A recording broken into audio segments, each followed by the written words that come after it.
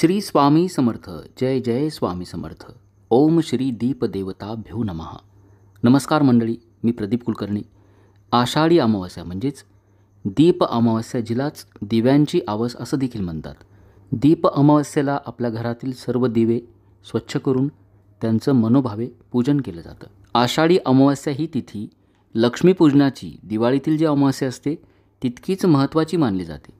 लक्ष्मीपूजनाच्या वेळेला आपण माता लक्ष्मीचं स्वागत करत असतो. अगदी त्याच पद्धतीनं आषाढी अमावस्येला देखील दीपपूजन करून माता लक्ष्मीचं स्वागत करायचं असतं.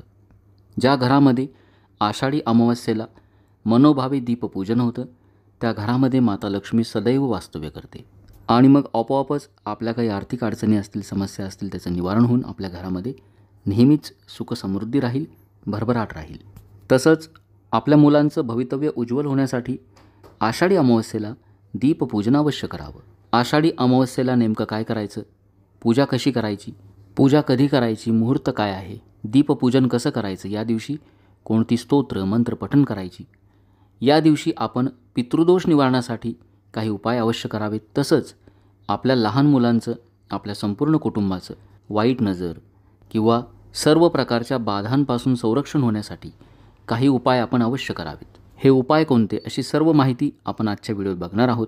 चॅनलवर आपण नवीन असाल, चॅनल सबस्क्राईब करा, बेल आयकॉन दाबायला विसरू नका. कमेंट बॉक्समध्ये आपल्या शंका असतील नक्की विचारा. 24 जुलै 2025 रोजी आषाढी अमावस्या आली आहे. अमावस्या दिवसभर आहे, त्यामुळं आपण सकाळपासून संध्याकाळपर्यंत कधीही दीपपूजन करू शकता. ज्यांना ज्यांना शक्य असेल त्यांनी सकाळी 12 वाजेच्या आत अवश्य करावं. ज्यांना नोकरीमुळं किंवा व्यवसायामुळं कुठल्याही कारणामुळं नाही शक्य झालं अशांनी सर्वांनी संध्याकाळी दीपपूजन केलं तरी चालेल. एक विशिष्ट पूजा आपल्याला मांडायची असते. ती पूजा कशी मांडायची पुढे मी आपल्याला सांगणार आहे. तत्पूर्वी या पूजनाचं महत्त्व समजावून घ्या. पितृदोष कमी होण्यासाठी, आपल्या लहान मुलांचं करिअर, शिक्षण चांगल्या पद्धतीनं होण्यासाठी, आर्थिक आपल्या काही अडचणी असतील, समस्या असतील, त्याचं निवारण होण्यासाठी दीप अमावस्येला दीपपूजन करावं आणि काही विशिष्ट लक्ष्मीकारक सेवा अवश्य कराव्यात. त्या सेवा देखील मी आपल्याला सांगणार आहे. दीपपूजन मनोभावे केल्यानं सर्व प्रकारच्या पापांमधून, दोषांमधून मुक्ती मिळते. आता या दिवशी नेमकं काय करायचं, सर्वात महत्त्वाचं, या दिवशी मांसाहार करू नका, ब्रह्मचर्य पाळा. कारण या दिवशी आपण सर्वजण आषाढी अमावस्या साजरी करत असतो, सोबतच गटारी अमावस्या देखील आपण साजरी करतो, जे आपण करायला नको आहे. गटारी अमावस्या हा अपभ्रंश आहे, त्याचा खरा उच्चार आहे गतहारी अमावस्या. मद्यपान करून या पवित्र तिथीची विटंबना अजिबात करू नका. कारण आपल्या जीवनातील अंधकार नष्ट करणारी, आपल्या जीवनामध्ये प्रकाश आणणारी अशी ही लक्ष्मीकारक तिथी आहे. माता लक्ष्मीचं स्वागत आपल्याला करायचं असतं. म्हणून या दिवशी गटारी अमावस्या अजिबात साजरी करू नका, मद्यपान करू नका, ब्रह्मचर्य पाळा, मांसाहार अजिबात करू नका. आता आपण बघूया या दिवशी पूजा कशी करायची. सकाळी किंवा संध्याकाळी आपण ही पूजा करा आपल्या घरामध्ये. पूजेची जी जागा असते, देवघराजवळची जागा स्वच्छ करायची. तत्पूर्वी आपली रोजची जी देवपूजा असते ती करून घ्यायची. एखादा चौरंग घ्यावा, चौरंगावरती स्वच्छ लाल वस्त्र घ्यावं, पूजेच्या जागेवरती गोमूत्र शिंपडून घ्यावं. आपण स्वतः स्वच्छ वस्त्र परिधान करा. आपल्या घरात जेवढे दिवे असतील, तुपाचे दिवे असतील, तेलाचे दिवे असतील, समई, निरांजन, लामण दिवा असेल, हे सर्व दिवे एका ताटामध्ये घ्यायचे. शुद्ध जलानं, दुधानं, पुन्हा शुद्ध जलानं या सर्व दिव्यांना स्नान घालायचं, स्वच्छ करायचं. स्वच्छ कापडानं हे सर्व दिवे पुसून घ्यायचे. चौरंगावरती या सर्व दिव्यांची मांडणी करायची. प्रत्येक दिव्याला आसन म्हणून थोडेसे तांदूळ ठेवा. सर्व दिवे चौरंगावरती ठेवून द्यायचे. आता प्रत्येक दिव्याचं हळद, कुंकू, अक्षता, फुलं वाहून पूजा करायची. ओम श्री दीपदेवताभ्यो नमः. हरिद्राम कुंकुम च समर्पयामी, गंधाक्षता पुष्पम समर्पयामी. अग्निदेवाचं, सूर्यदेवाचं स्मरण करायचं. पुढील मंत्र म्हणायचा. दीप सूर्याग्नी रूपत्वम, तेजसा तेज उत्तमम, ग्रहाणम मत्कृतां पूजा सर्वभवाः. दीप सूर्याग्नी रूपत्वम, तेजसा तेज उत्तमम, ग्रहाणम मत्कृतां पूजा सर्वभवाः. याचा अर्थ असा की हे दिव्या, तू अग्नीचं, सूर्याचं स्वरूप आहे. माझ्या जीवनातील अंधार नष्ट करा, माझं जीवन प्रकाशमान करावं, अशी हात जोडून दिव्याला प्रार्थना करायची. त्यानंतर कणकेमध्ये थोडासा गूळ टाकून कणकेचा एक दिवा करावा, त्याला तेलाची वात करायची आणि या दिव्यानं या संपूर्ण दिव्यांना ओवाळायचं. ओम श्री दीपदेवताभ्यो नमः. दीपम समर्पयामी. आता अगरबत्तीनं ओवाळायचं. धूपम समर्पयामी. सर्व दिव्यांना दुर्वा व्हावी. दुर्वा ही वंशवृद्धीचं प्रतीक मानलं जातं. त्यासाठी प्रत्येक दिव्याला दुर्वा व्हायची.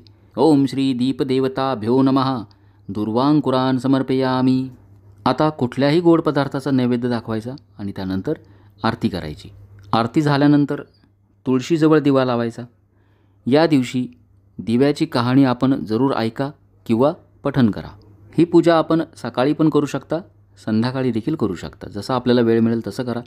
सकाळी मात्र आपल्याला शक्य असेल तर अवश्य करा.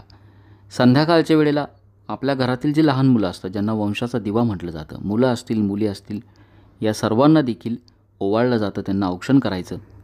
अशा पद्धतीनं या दिवशी दिव्याची पूजा करावी. आता या दिवशी काही सेवा आपल्याला महत्त्वाच्या करायच्या आहेत. दीप अमावस्येला भगवान शंकराची सेवा केली जाते, सोबत कार्तिकेय यांची देखील सेवा केली जाते.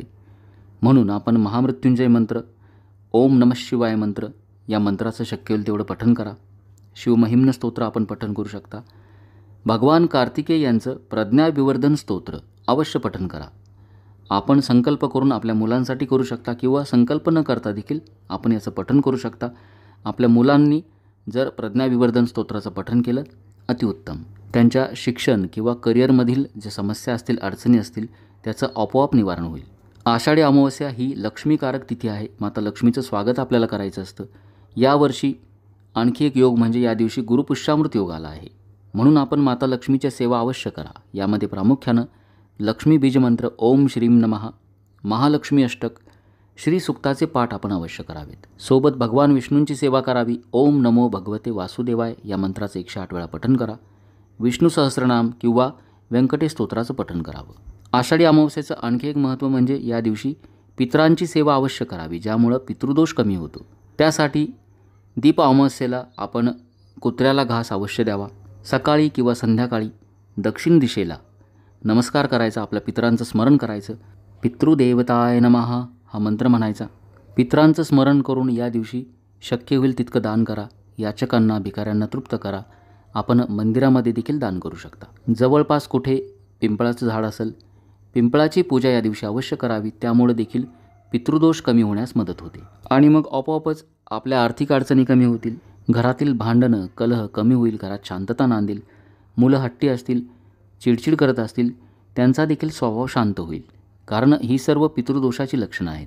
तसंच आपले लहान मुलं किंवा आपल्या घरातील कुटुंबातील जे सदस्य आहेत त्यांचं सर्व प्रकारच्या बाधांपासून, अपघात असेल, त्यानंतर गंडांतर योग असेल किंवा बाहेरची बाधा असेल, नजर दोष असेल, यापासून संरक्षण होण्यासाठी आषाढी अमावस्या या तिथीवरती संध्याकाळच्या वेळेला आपल्याला एक उपाय करायचा आहे. तो म्हणजे अथर्व वेदोक्त वल्गासूक्त या स्तोत्राचे आपल्याला 11 पाठ करायचे आहेत.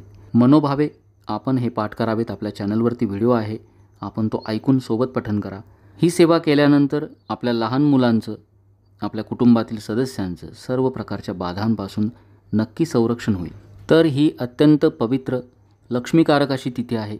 या दिवशी माता लक्ष्मीची मी सांगितलेल्या ज्या ज्या सेवा आहेत, उपाय आहेत, आपण ते अवश्य करावेत. आपला नक्की पितृदोष कमी होण्यास मदत होईल. आपल्या आर्थिक अडचणी कमी होतील.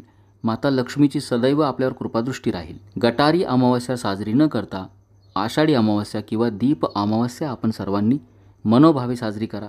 या सर्व सेवा करा. माहिती आपल्याला आवडली असेल जास्तीत जास्त स्वामी भक्तांपर्यंत पोहोचवा. काही शंका असतील नक्की विचारा. चॅनल सबस्क्राईब करा. श्री स्वामी समर्थ. जय जय स्वामी समर्थ. ओम श्री दीपदेवताय नमः.